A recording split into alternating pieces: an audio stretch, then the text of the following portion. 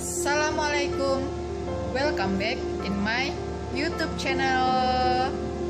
Pada video kali ini teman-teman, saya akan berbagi informasi mengenai GMDSS logbook dan apa saja yang ditulis di dalamnya. Tapi sebelumnya, sebenarnya malam ini saya sedang galau teman-teman, karena besok saya akan swab test dan saya takut sekali. Jadi untuk mengobati rasa takut saya bikin video ini. Semoga bermanfaat untuk teman-teman semua. Oke? Ini adalah GMDSS radio logbook yang ada di kapal saya. Mungkin dari cover atau bentuk, setiap perusahaan memiliki perbedaan, tapi pada intinya isinya sama. Pada GMDSS logbook ini sudah dituliskan apa-apa saja untuk pengetesan yang harus kita lakukan. Nah, seperti ini teman-teman. Ini adalah daily test prosedur yang harus dilakukan. Itu ada DSC, baterai, dan printer. Shall be checked daily to ensure the supply of paper. Yang kedua adalah weekly testnya, itu prosedurnya, dan ini untuk monthly test prosedurnya. Untuk penulisannya sendiri di dalam logbook, biasa saya menandai dari daily, weekly, dan monthly. Saya bedakan dengan warna pena. Jadi kalau dari master atau kapten atau inspektor untuk mengeceknya itu dimudahkan. Jadi mereka langsung buka, tahu. Kalau daily saya gunakan pena warna hitam, weekly saya gunakan pena warna biru, dan monthly test menggunakan pena warna merah. Mudah untuk ceknya. Ini adalah contoh dari daily-nya dengan pena warna hitam. Jangan lupa tanggal, jam, dan ini adalah activity yang ditulis. Ini untuk weekly testnya, pena warna biru. Aduh, tulisannya bagus sekali ya teman-teman, seperti tulisan dokter. Dan ini untuk monthly testnya, menggunakan pena warna merah. Jangan lupa juga tanggalnya ditulis di sini ya. Untuk daily test yang saya lakukan pertama adalah Navtec self test, kemudian modem loop test of MFHF, yang ketiga Inmarsatsi diagnosis test, yang keempat VHF radio self test, yang kelima baterai onload offload test, dan untuk weekly-nya adalah semua tes yang saya lakukan pada daily test, dan ada penambahan dari test call untuk MFHF ke coast station atau radio pantai. Usahakan sampai kita menerima unacknowledged BQ dari coast station. Kalau tidak bisa menerima, bisa melakukan tes call to ship atau kapal lain yang ada di sekitar kita. Kita minta tolong kepada mereka untuk unacknowledged BQ dari tes yang kita buat. Terus PV test untuk Inmarsatsi, dan two-way portable survival craft radio tes ke channel 06 dan 12. Untuk monthly testnya, yaitu semua yang saya lakukan pada daily test dan weekly test, dan ada penambahan untuk IPEP test dan SAR test, serta pengecekan untuk insulation area. Dari semua tes itu, jangan lupa di-record di logbook, dan hasil printernya diklip jadi satu lalu di file untuk tanda bukti kita melakukannya.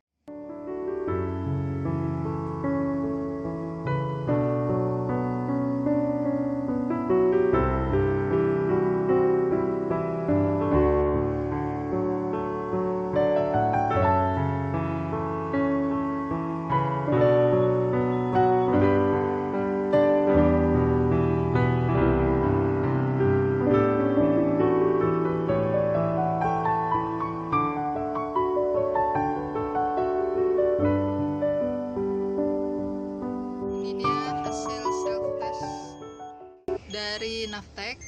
Dia RAM, ROM semua good, buzzer testnya good, printer oke. Sekarang kita klik clear, lalu dia akan keluar di printer. Untuk daily test yang kedua yaitu MFHF modem loop test. Pertama kita masuk ke menu. Ini menu 1, kita pilih menu yang 2, di menu 2. Lalu kita bawa kursor ke bawah.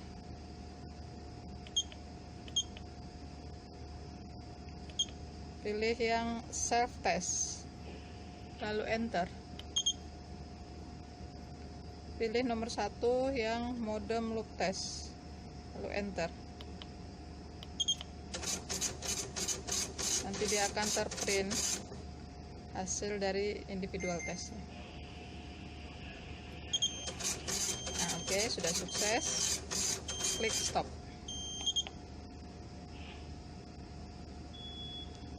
Ini adalah layar Inmarsat-C. Kita akan lakukan daily test yang ketiga yaitu Inmarsat-C diagnostic test. Kita akan pilih option. Option itu adalah F7. Kita klik F7, dia akan muncul option-optionnya. Kita pilih yang tes. Nah, tes kita pilih untuk diagnostic test. Klik yes, start.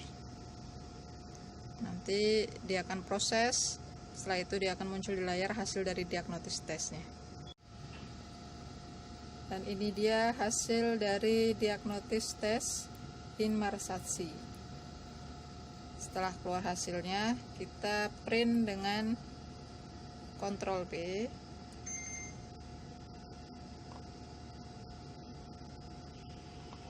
Nanti hasilnya akan terprint dan boleh kita file. Untuk weekly test, pada MFHF ada penambahan tes call ke radio pantai atau coast station. Hari ini kita akan pilih coast station dari Australia Coast Station Radio.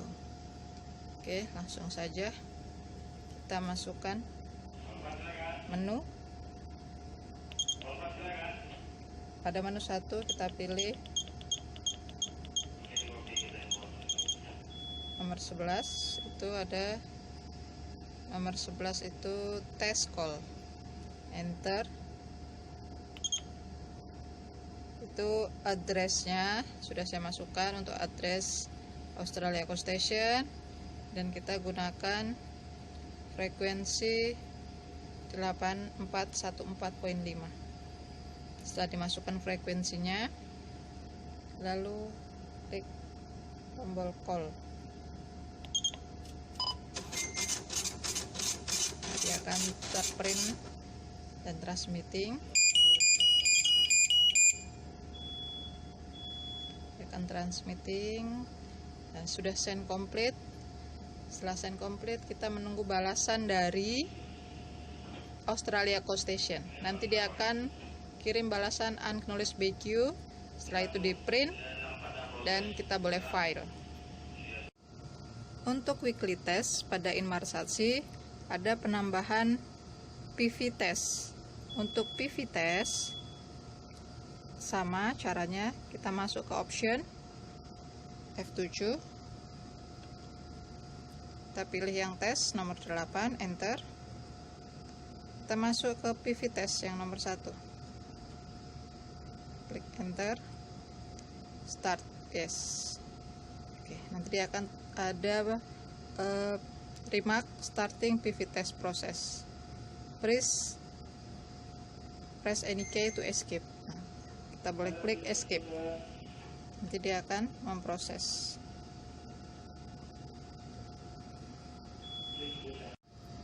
Setelah PV test komplit, kita boleh cek hasil dari PV test itu di nomor 2, PV test result. Kita enter PV test result. Nah, dia akan keluar tampilan seperti ini. aktivitas resultnya, tanggalnya, dan hasil dari tesnya. Setelah ini kita klik printer, atau kita klik Ctrl P atau printer. Hasilnya nanti kita file.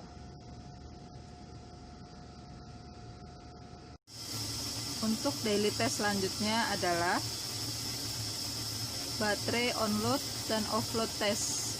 Dan ini adalah power supply baterai untuk GMDSS di kapal saya. Jadi yang ini main powernya, dan yang ini adalah baterainya. Jadi selama main power itu jalan, dari engine itu jalan semua, baterai akan automatically charging. Jadi untuk mengecek apakah baterai menyimpan power secara maksimal, dia dalam keadaan yang baik chargingnya, yaitu kita tes onload dan offload. Untuk keadaan onload, posisi dari voltnya adalah 24 volt. Saat kita offload test, kita matikan main powernya. Jika dia chargernya bagus, power dia akan tetap 24 volt. Tapi jika dia berkurang, berarti ada problem dari baterainya. Ini dalam keadaan onload ya. Jadi main power masih on. Nah, sekarang kita matikan main powernya. Offload test. Nah, ini sudah offload test, main powernya sudah mati. Kita lihat power dari baterainya apakah turun atau tidak. Nah, masih tetap 24 volt. Berarti baterai charging dalam keadaan baik. In case apabila ada emergency situation, tiba-tiba blackout, GMDSS kita dapat tetap hidup dengan power dari baterai. Oke, sekarang kita onload kembali main powernya.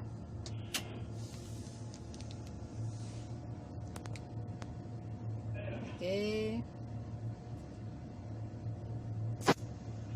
Untuk daily test selanjutnya adalah radio VHF self check. Di atas kapal saya ada 2 radio VHF. Jadi kita bisa menggunakan internal test. Langsung saja kita masuk ke menu. Dari menu kita pilih yang nomor 1. Nampak?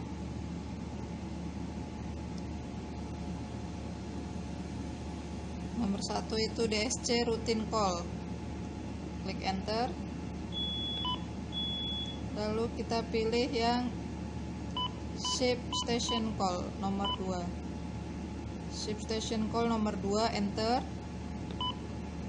Untuk address, jika kalian ingin tes dengan kapal lain, addressnya boleh diganti dengan MMSI number dari kapal lain. Ini adalah MMSI kapal saya. Jadi ini work channel yang ingin digunakan, channel berapa? Kita gunakan channel 16. Lalu klik OK, enter, lalu call, enter. Nah, dia akan tersambung dengan radio yang satu lagi, karena kita internal test, jadi dengan satu kapal, dengan kapal saja. Kita dapat cek test call dari VHF radio ini di lognya. Kita masuk ke menu, Kita masuk ke ini dia nomor 4. Nomor 4 itu lock ya. Nih, saya masuk sini. Lock, enter. Enter, kita pilih receive order. Nah, ini dia ada masuk unacknowledged rutin, dia adalah rutin call tanggal sekarang 9 bulan 8 tahun 2020. Enter. Ini adalah hasil dari tesnya. Kalau di kapal kalian radio VHF-nya punya printer, boleh di print lalu di file, tapi di kapal saya tak ada, jadi saya hanya cek dari log saja. Tanggal berapa ada pengetesan. Oke.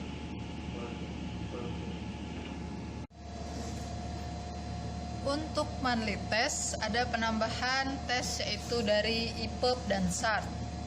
Untuk IPEP sendiri, ini adalah contoh IPEP yang ada di kapal saya.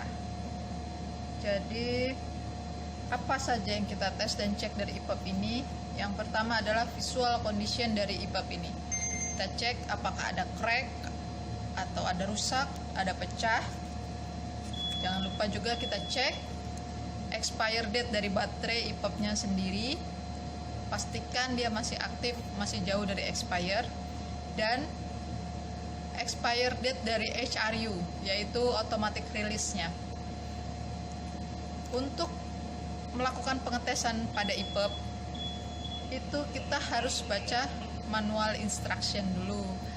Di setiap IPEP itu dia akan tertempel untuk operatingnya, manual operation, sama untuk tesnya, manual tesnya.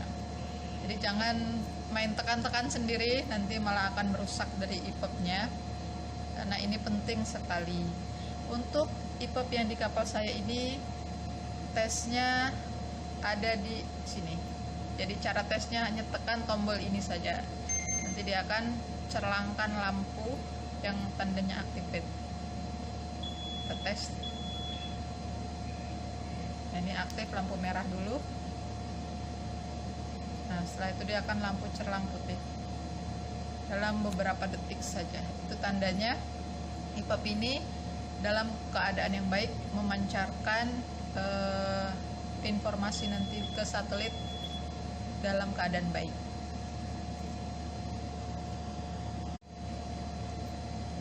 Untuk SART-nya, ini adalah SART yang ada di atas kapal saya dengan brand Jotron. Cek yang kita lakukan setiap bulan adalah visual check. Visual check, kita pastikan kondisinya dalam keadaan baik, ready in use. Jadi kita cek expire date dari baterainya. Pastikan masih jauh dari tanggal expire-nya. Untuk tes dan operationnya, jangan lupa untuk membaca manualnya. Jadi dia akan tertempel di badan dari SART ini, bagaimana cara operatingnya dan cara tesnya. Untuk saat ini minta maaf, saya tak bisa tes ya, karena banyak kapal nanti muncul di radarnya orang-orang. Jadi dia harus connect, kita harus aktifkan untuk radar XB-nya dulu. Jadi dia boleh tangkap hasil pancaran dari SART ini. Untuk monthly test selanjutnya adalah insulation area check. Jadi kita cek, pastikan untuk kabel insulation dari alat-alat GMDSS kita itu dalam keadaan baik, tidak ada yang terbakar, tidak ada yang putus, tidak ada yang rusak. Terus antena juga kita cek, antenanya semua dalam keadaan baik, tidak ada yang patah atau berbelit dengan tali atau apa. Kita harus cek, nanti hasilnya kita record di GMDSS logbook.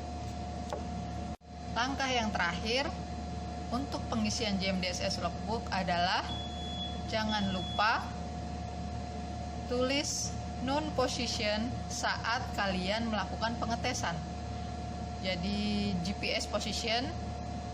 Lalu jangan lupa kalian signature atau tanda tangan.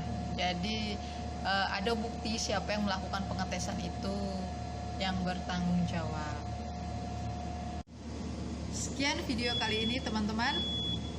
Semoga bermanfaat. Jangan lupa safety first. Bye bye. See you next video.